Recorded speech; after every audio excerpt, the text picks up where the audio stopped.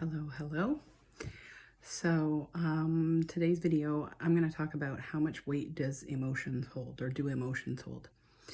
Um, so one example we all know of, and we've all had an experience, something similar to it in our life, I'm sure most of us have anyway, is when you receive some really bad news or something really traumatic happens and you're told about it. And people will often say, oh my gosh, when I heard that, it was like I got hit by a truck, or I got hit by a car, or I was so like I couldn't breathe. Or so the power of that emotion takes over you and takes over your space, your energetic space, and takes up part of that space. And normally, like I mentioned in previous videos, we're meant to process that, and then our body will release it because we've accepted it, we've gone through whatever we need to, and we've processed it. And occasionally something will happen to interrupt that process and we won't be able to process it, and we will end up carrying that around.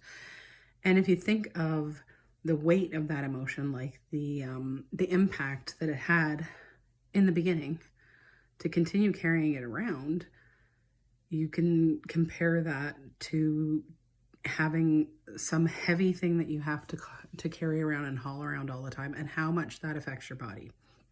So if you were to pick up a sack of potatoes, just to say, and carry that around, in the beginning, it's heavy, but you're like, it's not that bad.